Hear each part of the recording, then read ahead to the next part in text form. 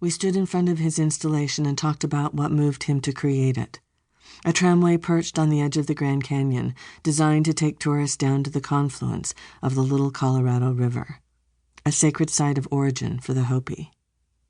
He spoke of how the turquoise triangle represented for him both the land itself and the spiritual essence of the land being lost as it was being cut out, removed, destroyed, disappeared.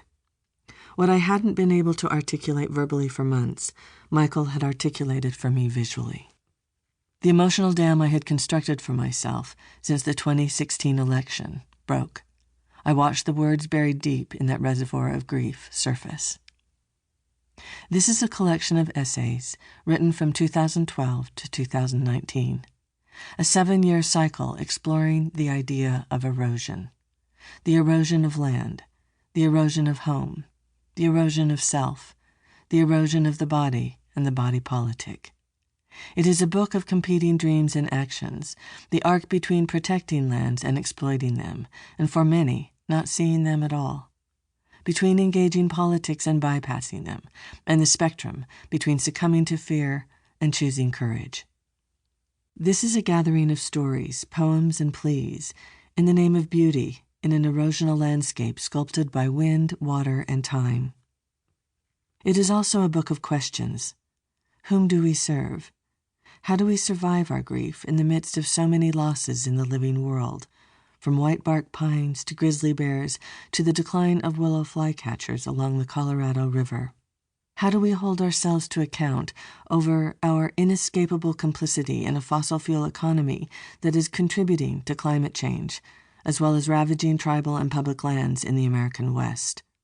What are the necessary actions we can take in order to realize justice for all? And how do we find the strength to not look away from all that is breaking our hearts? The paradox found in the peace and restlessness of these desert lands, where rock slides, flash floods, and drought are commonplace, allows us to embrace the hard-scrabbled truths of change. In the process of being broken open, worn down, and reshaped, an uncommon tranquility can follow. Our undoing is also our becoming. I have come to believe this is a good thing. 1. Inequality of survival does not exist. We have both the responsibility and the ability to protect one another. Elaine Scarry, Thinking in an Emergency. The Cutting Edge of Time, Erosion of Home. Not long ago, a friend visited us from New York City, planning to stay several days in the desert. But after her first night, we awoke in the morning and found her with her bags packed standing at the front door. She had changed her plane ticket for an early return to Manhattan. Her last words to us as she left were, "Aren't you afraid you'll be forgotten?" What I wanted to say, but didn't, was, I hope so. None of us see landscape the same. Each of us finds our identity within the communities we call home.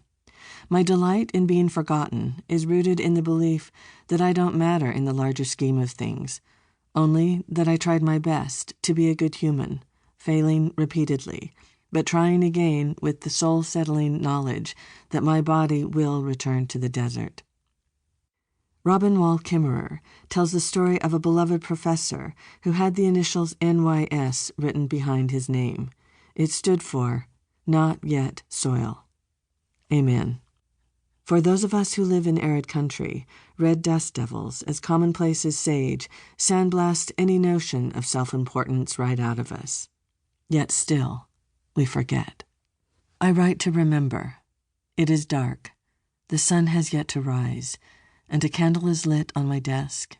It is the last day of the year, a difficult year, and I am up early, unable to sleep. People often ask how we can stay buoyant in the face of loss, and I don't know what to say except the world is so beautiful, even as it burns, even as those we love leave us, even as we witness the ravaging of land and species, especially as we witness the brutal injustices and deep divisions in this country, as exemplified by the separation of families seeking asylum at the southern border.